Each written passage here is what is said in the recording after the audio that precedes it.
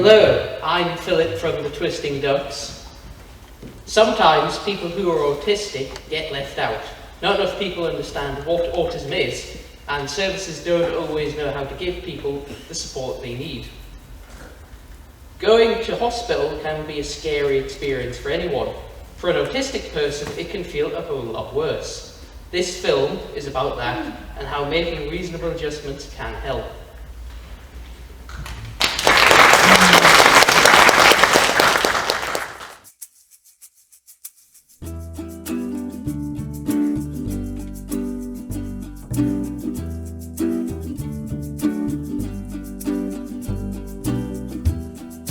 This is for all, but who is it for? And who makes the call about the letter through the door? So where do I go? How will you know what I really need? If you don't take the time, you can't reach my mind. Will you get to know me? Will I see you again? Will you remember me? To make things plain and not too bright to see. So where do I go? How will you know what I really need? If you don't take the time, you can't read my mind. Will you get to know me?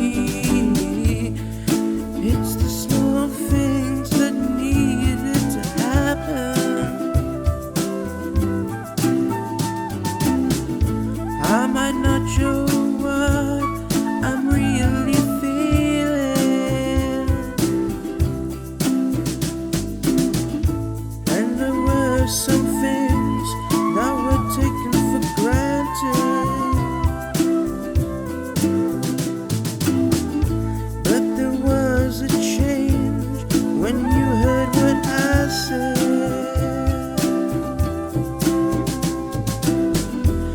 So this is where I go. You already know what I really need. This is where I go. You already know me. This is where I go. You already know what I really need. This is where I go. You already know me.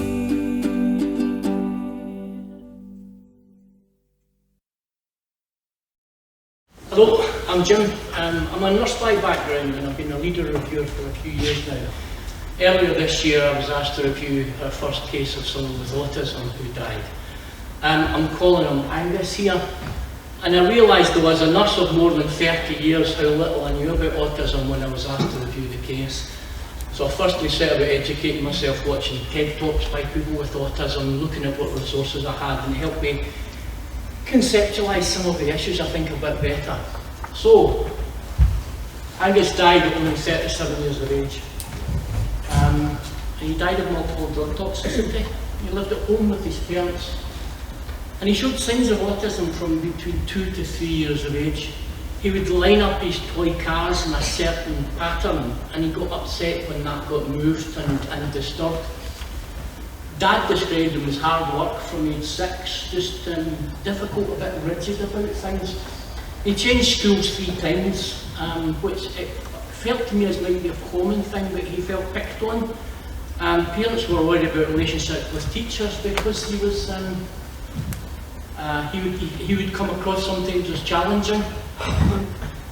And then his dad used to actually take him to school, get him to sign in, but he would still disappear. He managed to leave school on a very regular basis.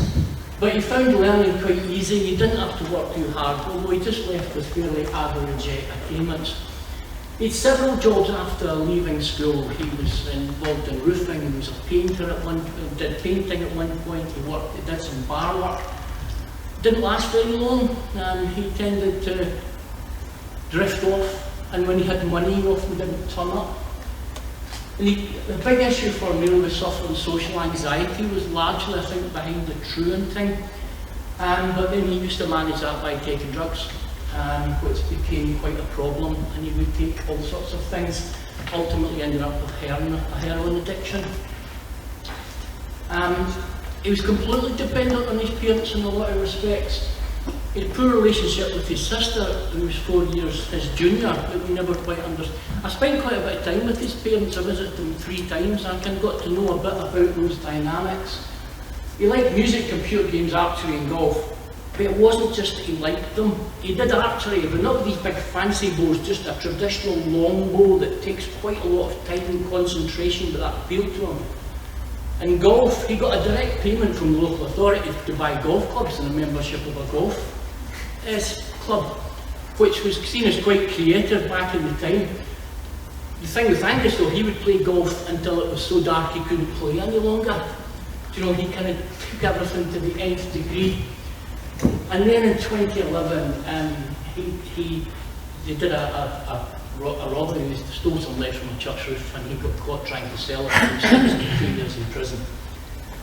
He craved company, but he didn't know how to socialise, and he found it very difficult to be in crowded places. Found it almost impossible to go out and about without the support of people who were close to him. He liked different music, watching films, reading, but kind of solitary activities, as you can understand. He wrote a detailed piece about what he would like to change in his life. Just things like being able to go shopping to a supermarket. He was also always consciously checking people around him, kind of perceiving people as being a threat. To be able to use a bus without first making sure it was empty. If he couldn't sit in the specifics, one of the 2 back seats in the bus, he wouldn't get on. Or if it was too crowded, he wouldn't get on. And he would walk from Penrith back to his home in Shap if his parents didn't come and pick him up. Walk through town without monitoring people. He talked about this, constantly monitoring his environment, seeing people as a threat, to be able to meet new people, not avoid people he already knew. And even things like family outings, family visits were very difficult to him. What he actually did was he would stay up at night and sleep during the day so he didn't have to be in company with people, and he just found it a torture until they came to an end.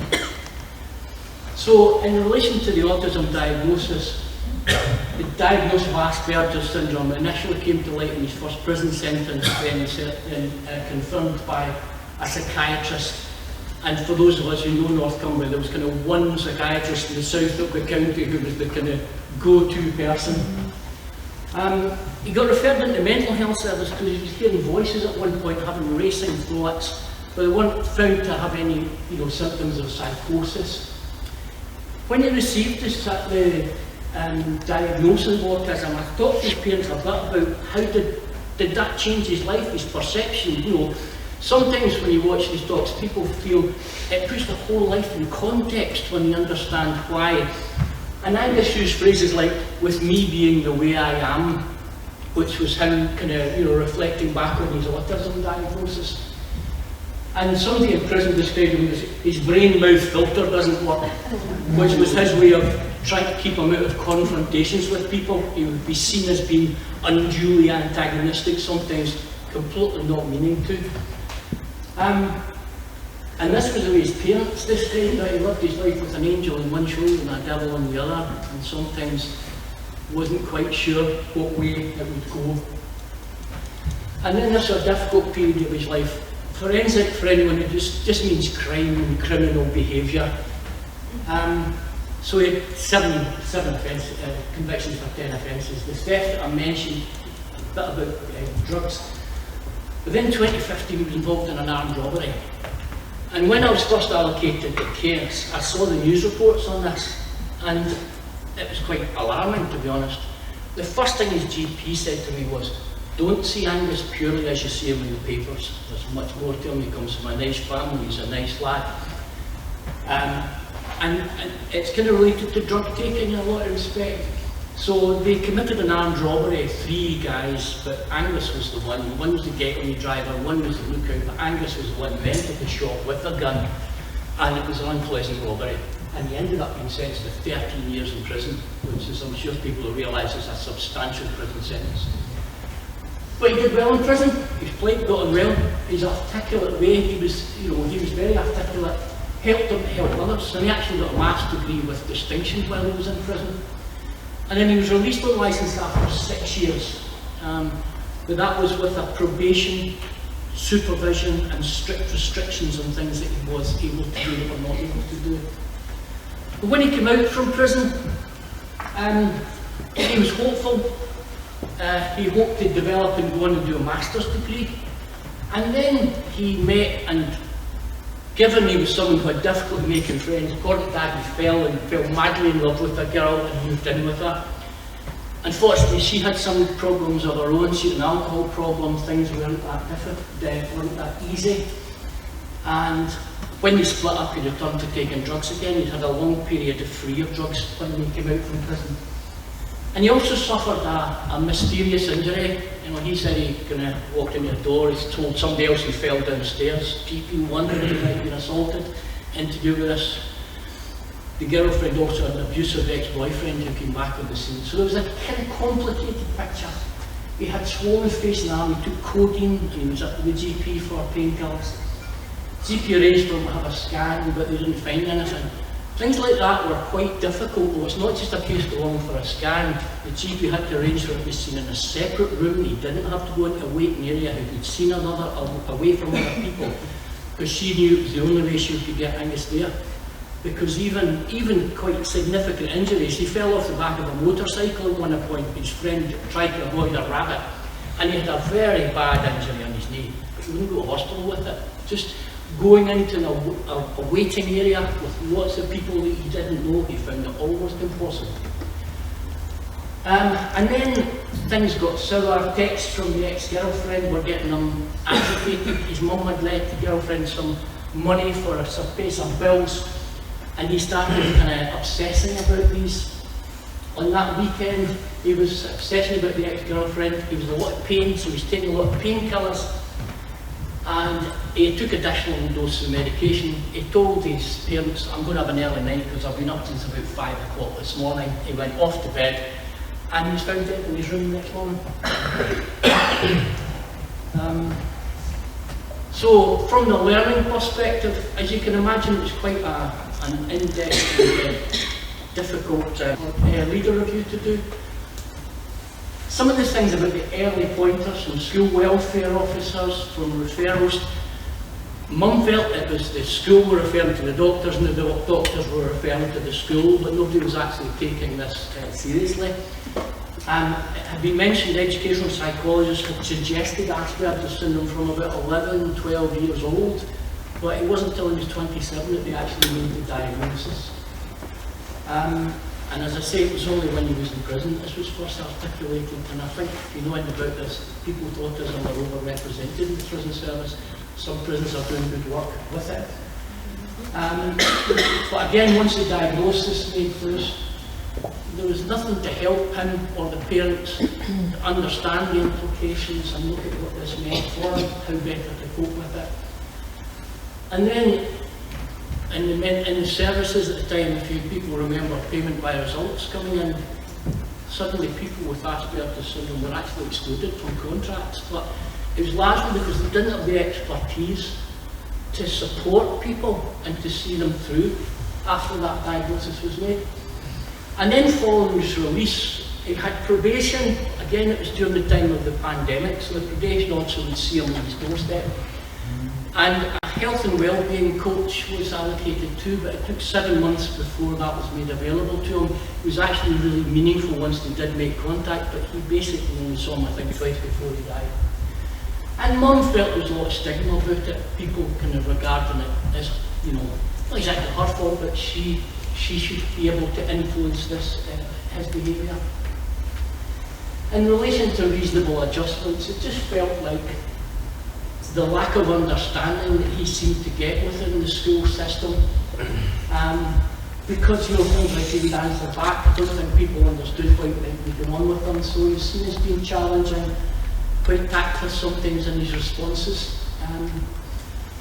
I would hope that we would have a more understanding, more accommodating approach now. Again, I think that's another challenge, would be. Is there a big difference nowadays? And his GP made great efforts to accommodate his needs, and kind of met him on his terms, which was, I think, a really good example of a good GP working well to make sure that she met his needs. And for anyone else who's allocated, if there are other LeDeR reviewers in the room and you get allocated a case, I come up against a few obstacles, just little things like, well, the GP rather than talking, he said, well, I've done a full report for the coroner. So I said, oh great, give me a copy. She said, well, it's the coroner's now. So I had to go to the coroner and I had to get his permission to get the report back. It just these things take time, as you probably know. The probation officer was, she felt, well, it took me a long time to get to her too. I had to go up through several layers to get permission for her to talk to me. But she found it difficult to get advice. She had a brother with autism. He also had a learning disability, whereas Angus had Asperger's syndrome, and he was bright, smart, articulate, and so she found it difficult to relate, didn't quite understand him, so that was difficult again. And then the health and wellbeing coach took so long to get that it could have been much more helpful than it was. So yeah, it was a very, very interesting review, and really quite an impact on me as a professional well over 30 years, but I learned a lot, and I hope that's been very helpful to people. Question for all of you watching this video right now: how could you make a difference and improve the lives of people who are autistic? Thank you. Early diagnosis and right support.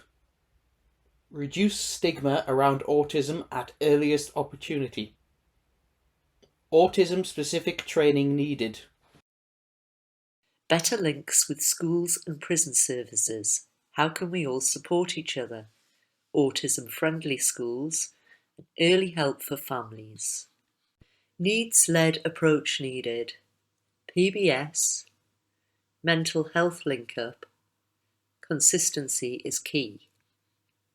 EHCP needs to be multidisciplinary led, rarely include detailed info on health and care, and are always education led.